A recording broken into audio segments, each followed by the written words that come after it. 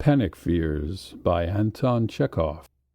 During all the years I have been living in this world, I have only 3 times been terrified.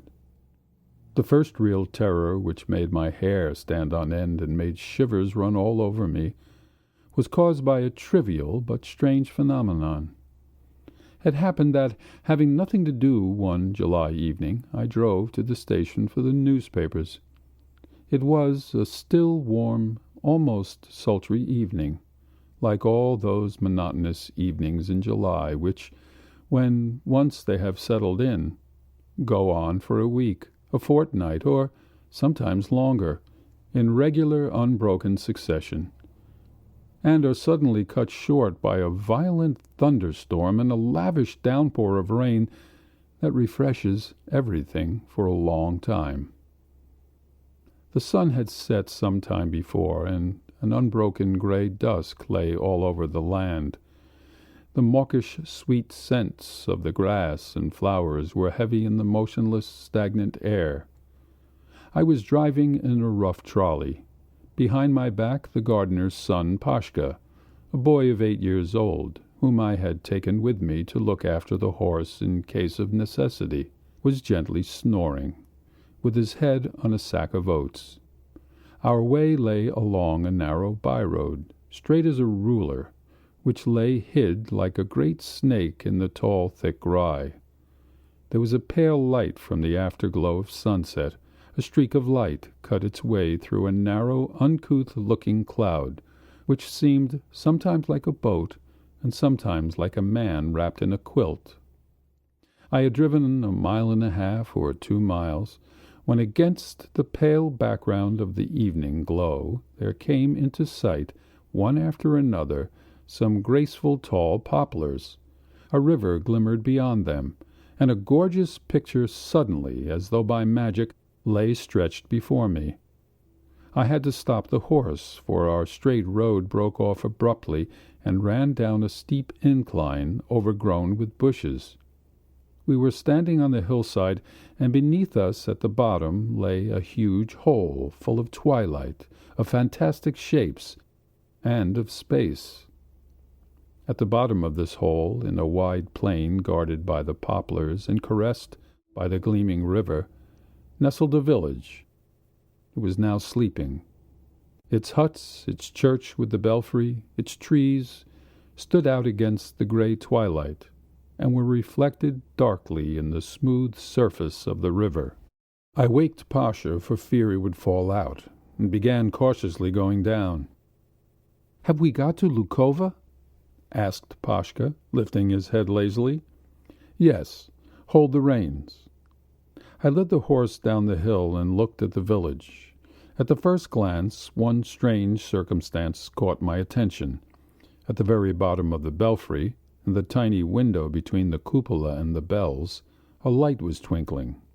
The light was like that of a smouldering lamp, at one moment dying down, at another flickering up. What could it come from? Its source was beyond my comprehension. It could not be burning in the window, for there were neither icons nor lamps at the top turret of the belfry. There was nothing there, as I knew, but beams, dust, and spiders' webs. It was hard to climb up into that turret, for the passage to it from the belfry was closely blocked up. It was more likely than anything else to be the reflection of some outside light, but, though I strained my eyes to the utmost, I could not see one speck of light in the vast expanse that lay before me. There was no moon. The pale and by now quite dim streak of the afterglow could not have been reflected, for the window looked not to the west but to the east. These and other similar circumstances were straying through my mind all the while that I was going down the slope with the horse. At the bottom I sat down by the roadside and looked again at the light. As before, it was glimmering and flaring up. Strange, I thought, lost in conjecture, very strange. And little by little I was overcome by an unpleasant feeling. At first I thought that this was vexation at not being able to explain a simple phenomenon, But afterwards, when I suddenly turned away from the light in horror and caught hold of Pashka with one hand, it became clear that I was overcome with terror. I was seized with a feeling of loneliness, misery, and horror, as though I had been flung down against my will into this great hole full of shadows, where I was standing all alone with the belfry looking at me with its red eye. "Pashka!" I cried, closing my eyes in horror. "Well? Pashka, what's that gleaming in the belfry?" Pashka looked over my shoulder at the belfry and gave a yawn.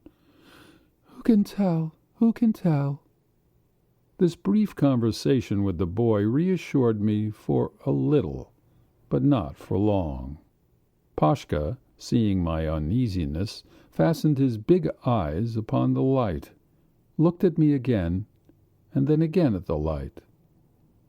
"I am frightened," he whispered. At this point, besides myself with terror, I clutched the boy with one hand, huddled up to him, and gave the horse a violent lash. "It's stupid," I said to myself. "That phenomenon is only terrible because I don't understand it. Everything else we don't understand is mysterious." I tried to persuade myself, but at the same time I did not leave off lashing the horse. When we reached the posting station, I purposely stayed for a full hour chatting with the overseer, and read through 2 or 3 newspapers, but the feeling of uneasiness did not leave me. On the way back the light was not to be seen, but on the other hand the silhouettes of the huts, of the poplars, and of the hill up which I had to drive, seemed to me as though animated, and why the light was there I don't know to this day. The second terror I experienced was excited by a circumstance no less trivial. I was returning from a romantic interview. It was 1 o'clock at night, the time when nature is buried in the soundest, sweetest sleep before the dawn. That time nature was not sleeping, and one could not call the night a still one. Corncracks, quails, nightingales, and woodchucks were calling. Crickets and grasshoppers were chirping. There was a light mist over the grass, and clouds were scurrying straight ahead across the sky near the moon. Nature was awake, as though afraid of missing the best moments of her life. I walked along a narrow path at the very edge of a railway embankment. The moonlight glided over the lines which were already covered with dew. Great shadows from the clouds kept flitting over the embankment. Far ahead, a dim green light was glimmering peacefully. "So everything is well," I thought, looking at them. I had a quiet, peaceful, comfortable feeling in my heart. I was returning from a tryst. I had no need to hurry. I was not sleepy, and I was conscious of youth and health in every sigh, every step I took, rousing a dull echo in the monotonous hum of the night. I don't know what I was feeling then, but I remember I was happy, very happy. I had gone not more than 3/4 of a mile when I suddenly heard behind me a monotonous sound, a rumbling, rather like the roar of a great stream. It grew louder and louder every second, and sounded nearer and nearer. I looked round. 100 paces from me was the dark copse from which I had only just come. There the embankment turned to the right in a graceful curve and vanished among the trees. I stood still in perplexity and waited. A huge black body appeared at once in the turn, noisily darted towards me, and with the swiftness of a bird flew past me along the rails. Less than half a minute passed, and the blur had vanished. The rumble melted away into the noise of the night. It was an ordinary goods truck. There was nothing peculiar about it in itself, but its appearance without an engine and in the night puzzled me. Where could it have come from, and what force sent it flying so rapidly along the rails? Where did it come, and from where was it flying to? If I had been superstitious, I should have made up my mind that it was a party of demons and witches journeying to a devil's Sabbath, and should have gone on my way. But, as it was, the phenomenon was absolutely inexplicable to me. I did not believe my eyes, and was entangled in conjectures like a fly in a spider's web. I suddenly realized that I was utterly alone on the whole vast plain, that the night, which by now seemed inhospitable, was peeping into my face and dogging my footsteps. All the sounds, the cries of the birds, the whispering of the trees, seemed sinister and existing simply to alarm my imagination. I dashed on like a madman, and without realizing what I was doing, I ran, trying to run faster and faster, and at once I heard something to which I paid no attention before, that is, the plaintive whining of the telegraph wires. "This is beyond everything," I said, trying to shame myself. "It's cowardice. It's silly." But cowardice was stronger than common sense. I only slackened my pace when I reached the green light, where I saw a dark signal box, and near it, on the embankment, the figure of a man, probably the signal man. "Did you see it?" I asked breathlessly. "See whom? What?" "Why, a truck ran by." "I saw it," the peasant said reluctantly. "It broke away from the goods train. There is an incline at the 19th mile. The train is dragged uphill. The coupling on the last truck gave way, so it broke off and ran back. There is no catching it now." The strange phenomenon was explained, and its fantastic character vanished. My panic was over, and I was able to go on my way. My third fright came upon me when I was going home from stand shooting in early spring. It was in the dusk of evening. The forest road was covered with pools from a recent shower of rain, and the earth squelched under one's feet. The crimson glow of sunset flooded the whole forest, coloring the white stems of the birches and the young leaves. I was exhausted and could hardly move. 4 or 5 miles from home, walking along the forest road, I suddenly met a big black dog of the water spaniel breed. As he ran by, the dog looked intently at me, straight in my face, and ran on.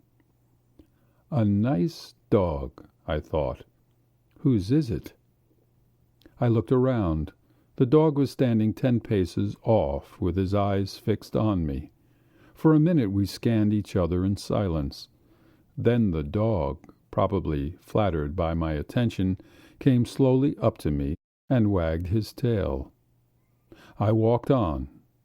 The dog followed me. Whose dog can it be? I kept asking myself. Where does he come from? I knew all the country gentry for 20 or 30 miles around, and knew all their dogs. Not one of them had a spaniel like that. How did he come to be in the depths of the forest, on a track used for nothing but carting timber? He could hardly have dropped behind someone passing through, for there was nowhere for the gentry to drive to along the road. I sat down on a stump to rest, and began scrutinizing my companion. He too sat down, raised his head, and fastened upon me an intent stare. He gazed at me without blinking. I don't know whether it was the influence of the stillness, the shadows and sounds of the forest, or perhaps a result of exhaustion, but I suddenly felt uneasy under the gaze of his ordinary doggy eyes. I thought of Faust and his bulldog, and of the fact that nervous people sometimes, when exhausted, have hallucinations. That was enough to get me up hurriedly, and hurriedly walked on. The dog followed me. "Go away!" I shouted. The dog probably liked my voice, for he gave a gleeful jump and ran around in front of me. "Go away!" I shouted again. The dog looked around, stared at me intently, and wagged his tail good-humouredly. Evidently my threatening tone amused him. I ought to have patted him, but I could not get Faust's dog out of my head, and the feeling of panic grew more and more acute. Darkness was coming on, which completed my confusion, and every time the dog ran up to me and hit me with his tail, like a coward I shut my eyes. The same thing happened as with the light in the belfry and the truck on the railway. I could not stand it, and rushed away. At home I found a visitor, an old friend, who, after greeting me, began to complain that as he was driving to me he had lost his way in the forest, and a splendid, valuable dog of his had dropped behind.